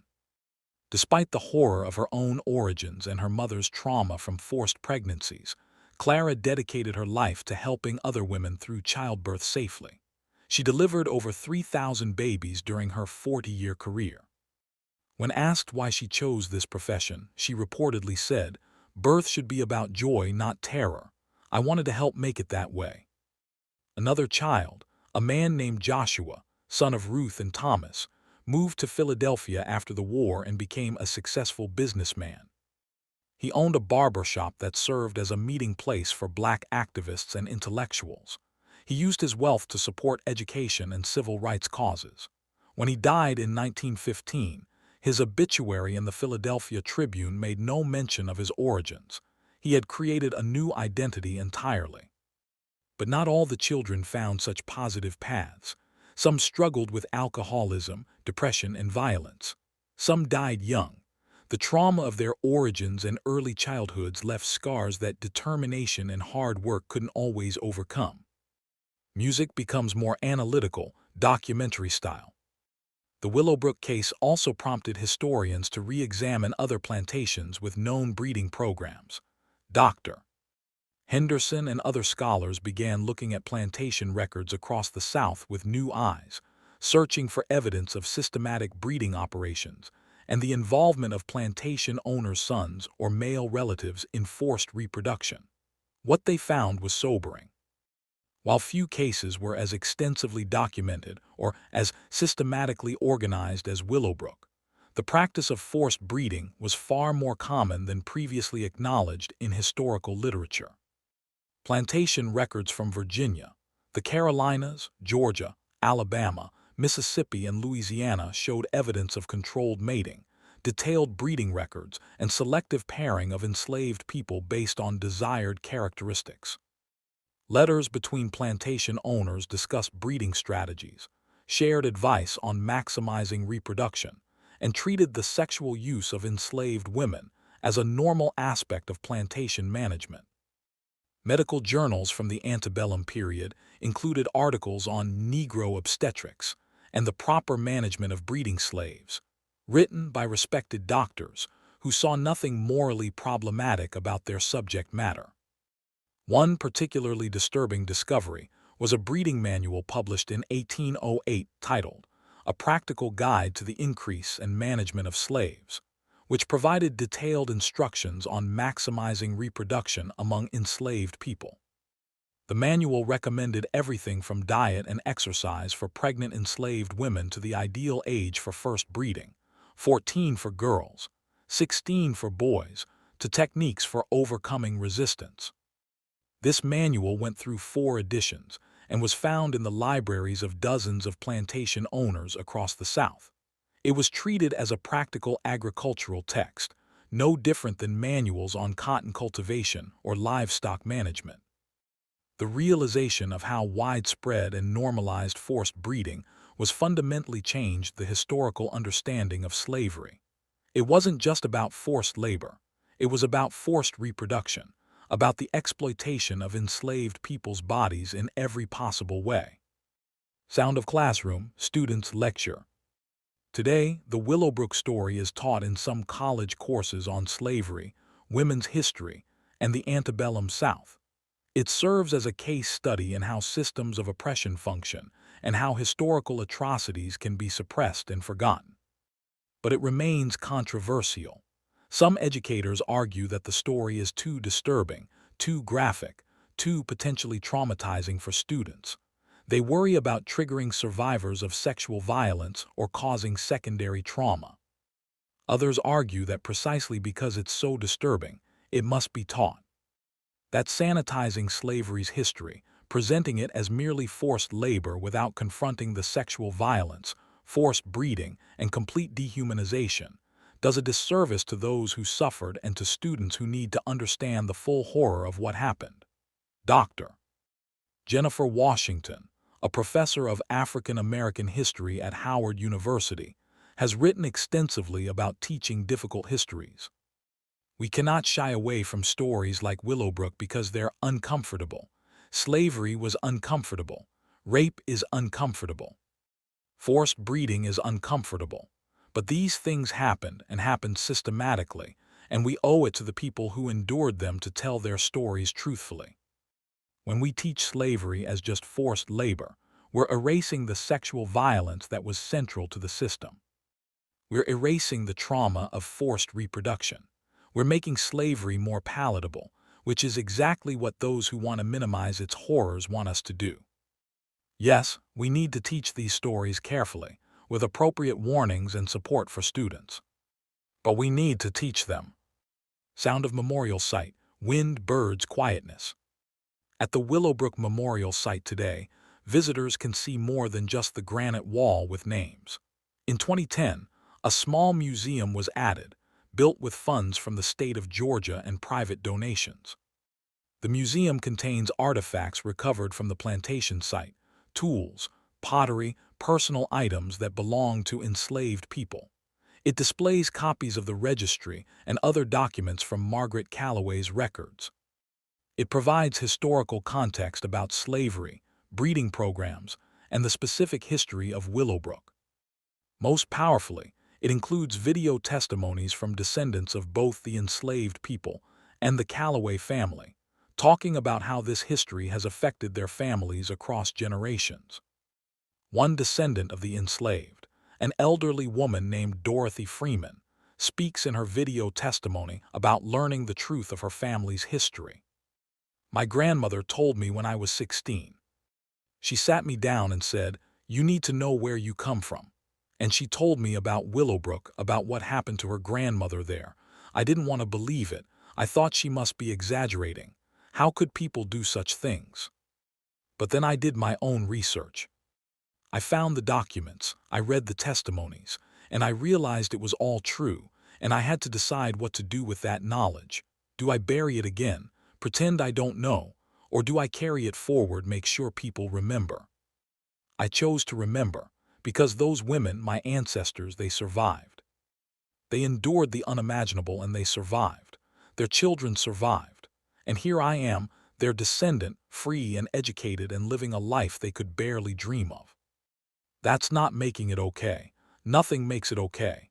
But it means their suffering wasn't the end of the story. We are the end of the story. We, the descendants, living free. A white descendant of the Calloways, a man named Robert Calloway Mitchell. He added his wife's surname to distance himself from the Calloway name. Also speaks in the museum. I grew up knowing nothing about this. My family had buried it, denied it, created false histories to hide it. When Dr. Henderson's book came out, my grandfather tried to sue her, claiming she was defaming our family name. But I read the book, I looked at the evidence, and I realized my family had been living a lie for generations. We'd been pretending our wealth came from hard work and good business, when actually it came from the systematic rape and exploitation of enslaved people. I had to confront what that meant. I had to confront my own privilege, built on that foundation of horror. And I had to decide how to live with that knowledge. I can't change what happened. I can't undo it, but I can tell the truth about it. I can use whatever privilege I inherited from those crimes to support education about slavery's real history. I can stand here and say, my ancestors were wrong. What they did was evil, and I will spend my life trying to make what amends I can. Music shifts to something more philosophical. The Willowbrook story raises profound questions about justice, accountability, and how societies reckon with historical atrocities. Margaret Calloway and her sons died in 1864. They never faced legal consequences for their actions. They never apologized. They never even acknowledged that what they'd done was wrong. Silas Drummond, who enforced their will with brutal violence, lived another 27 years and died peacefully in his bed. The neighboring plantation owners who knew about Margaret's breeding program but said nothing, who perhaps were even inspired by her methods, they faced no consequences either. The doctors who provided medical care to support the breeding program, who wrote in their journals about forced pregnancies and systematic rape as if it were routine medical practice, they continued their careers, respected members of their communities. The society that created the legal and economic structures that made Willowbrook possible, the society that said human beings could be property, that said enslaved women's bodies belonged to their owners, that said children followed the condition of their mothers into slavery. That society was eventually defeated in war, but many of its adherents never faced individual accountability. So where is the justice? Some argue that justice is impossible after so much time, that we can only acknowledge what happened and try to do better going forward. Others insist that meaningful reckoning requires more: reparations, institutional change, a complete transformation of the structures that were built on slavery's foundation. The Willowbrook descendants have differing views on this question.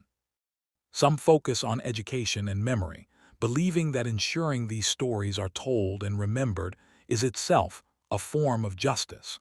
Others advocate for reparations, for material compensation for the wealth that was stolen from their ancestors. Still others focus on contemporary issues: mass incarceration, systemic racism, economic inequality, seeing these as the continuing legacy of slavery that must be addressed. There's no easy answer. Perhaps there is no answer at all, only an ongoing process of confronting truth and working toward justice that can never fully be achieved. Sound of modern city, traffic, contemporary life. The land where Willowbrook Plantation once stood is now a mixture of memorial site and undeveloped forest. The memorial and museum occupy about 5 acres. The rest has been preserved as a historical site, kept deliberately undeveloped. You can walk through the woods there and see the remains of the old plantation, foundation stones from burned buildings, the remnants of the slave quarters, the area where the breeding compound stood. There's an eeriness to the place. The forest has reclaimed it, trees growing up through where buildings once were, vines covering the old stone walls. But you can still feel the history in the air. Tour guides at the memorial offer walking tour of the site. They point out where the big house stood, where the different quarters were located, where the unmarked graves were found. One tour guide, a local history teacher named Marcus Johnson, no relation to the backhoe operator who discovered the graves, describes why he does this work. People need to see these places. They need to stand on the ground where these atrocities happened. It makes it real in a way that reading about it in a book doesn't. I've had people break down crying on these tours. I've had people get angry. I've had people say they can't handle it and have to leave. All of those reactions are valid. This is heavy, painful history. But I've also seen people have profound realizations. I've seen white visitors really understand, maybe for the first time, what slavery actually was. I've seen black visitors connect with their ancestors' experiences in a deep way. I've seen young people decide to dedicate their lives to justice work because of what they learned here. That's why this place matters. That's why we have to keep telling this story. Music becomes somber and memorial-like. Every year on December 18th, the anniversary of the Union Army's arrival at Willowbrook and the subsequent fire, a memorial service is held at the site. Descendants gather, historians attend. Members of the local community come. They hold a candlelight vigil, reading the names of those who died at Willowbrook, including the 43 whose remains were found and the many more whose names are lost to history. They read testimonies from survivors, passages from the registry, not the disturbing breeding notes, but the simple factual records that at least preserve the names of some of the enslaved people, and prayers or reflections on memory and justice. At the 2019 memorial service, on the 155th anniversary of the fire, a descendant of Dinah spoke.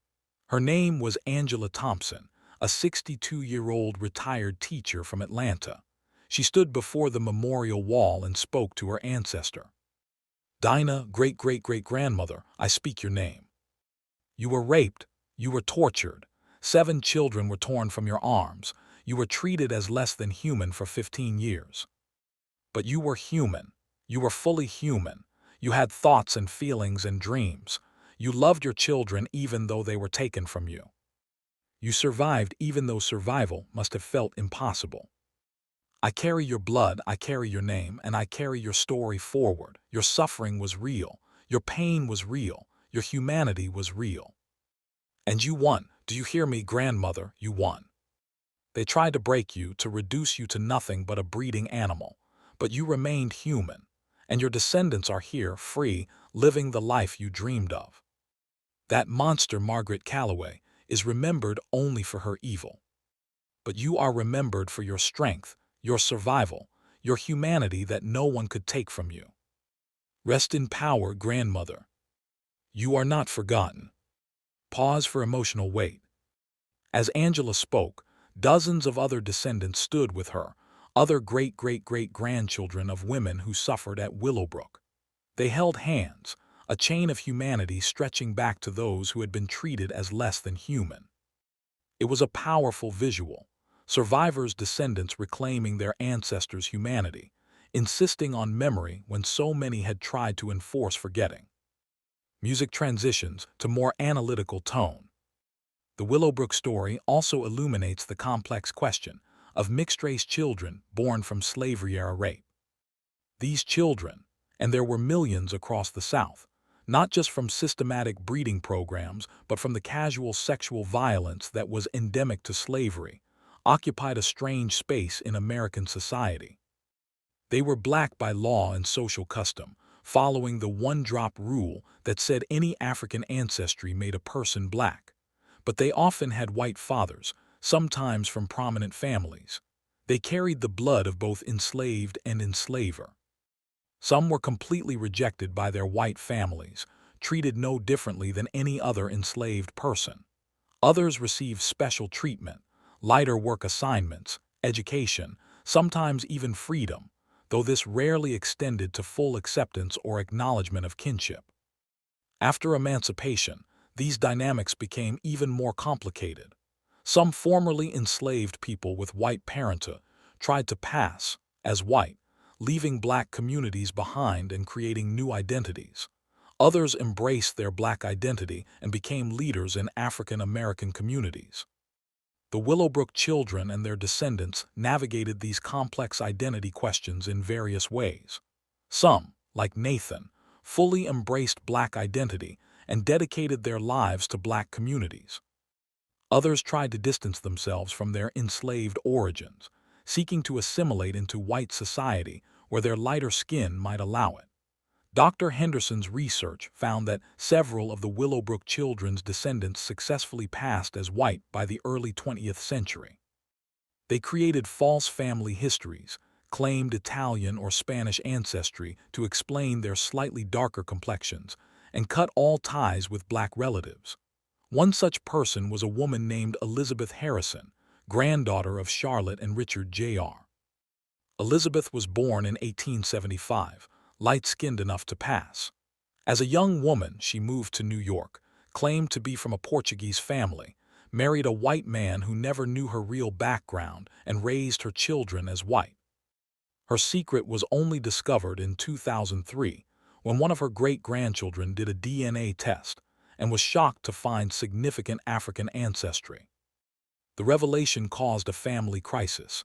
Some family members were intrigued and began researching their true heritage, while others were angry and insisted there must be an error.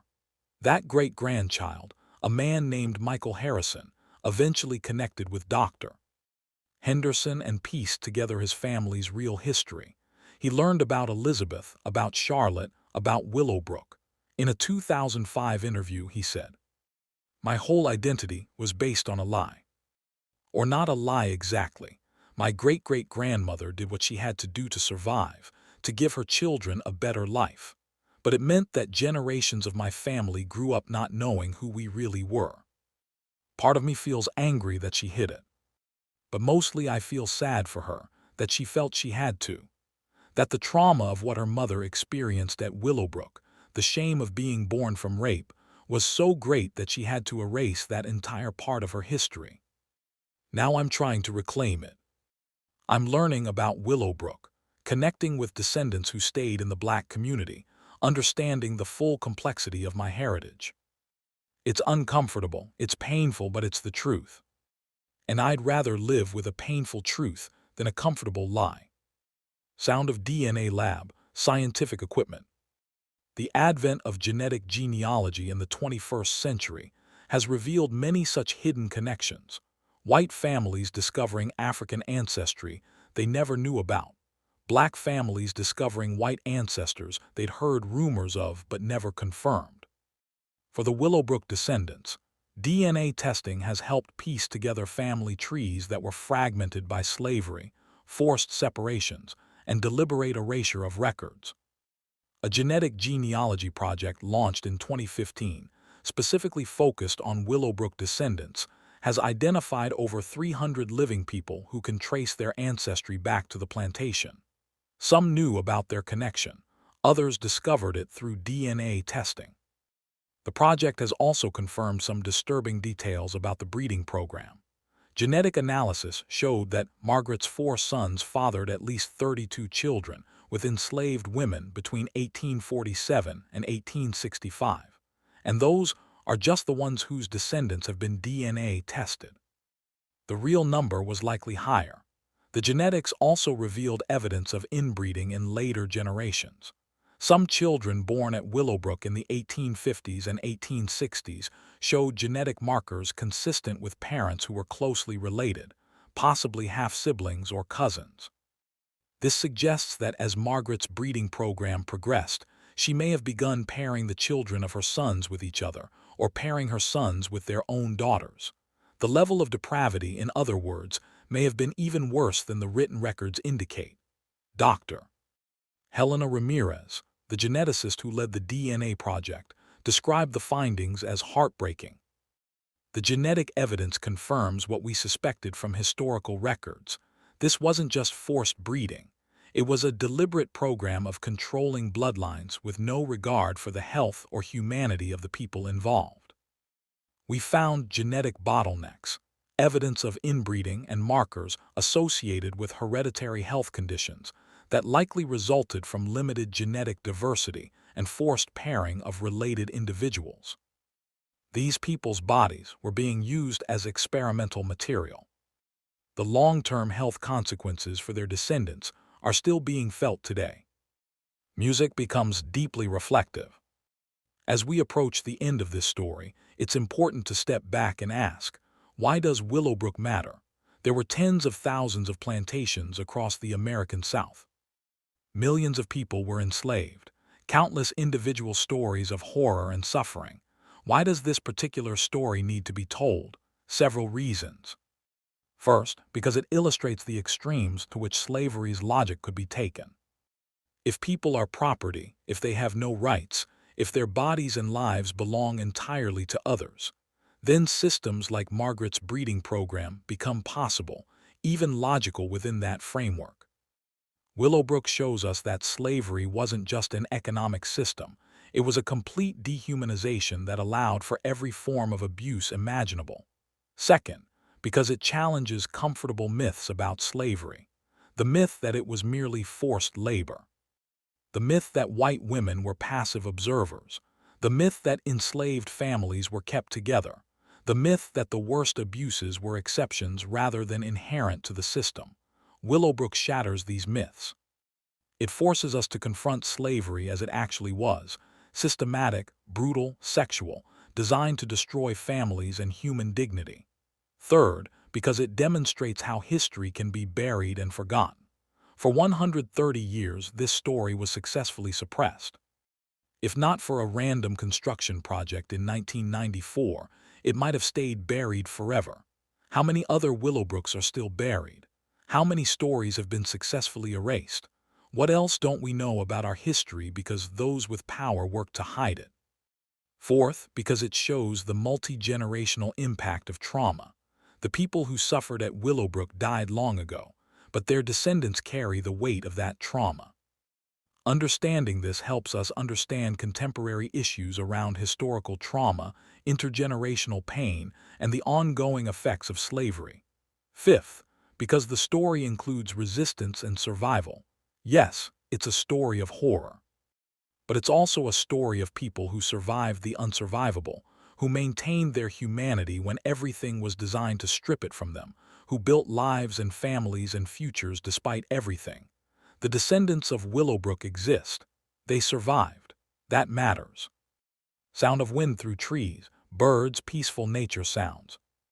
If you visit the Willowbrook Memorial Site today, there's a place where visitors can leave reflections, written notes, flowers, small mementos. The notes reveal how people are grappling with this history. I am so sorry for what was done to you. You deserved better. You deserve to be treated as human. I will remember. To my ancestors who suffered here, I carry your strength. Thank you for surviving so I could exist. This should never have happened. It should never be forgotten. Never again. I didn't know. I should have known. I will make sure others know. Your names, your stories, your humanity, remembered forever. Thousands of notes, from visitors of all races and backgrounds, all trying to make meaning from horror, to connect with the past, to honor those who suffered. One note left by a young black woman in 2018 reads, "Dear grandmother whose name I don't know, you were raped. You were forced to bear children who were taken from you. You died without ever being free. I can't change that. I can't fix it. But I can live freely, love openly, raise my children with joy. I can be the future you dreamed of but never got to see. I hope that means something. I hope you can rest knowing your blood survived, that we made it, that we're here and we're free and we remember you. Thank you for enduring. Thank you for surviving. I am because you were." Final music begins, something that acknowledges pain but also resilience and hope. Margaret Calloway died believing she had created a perfect system.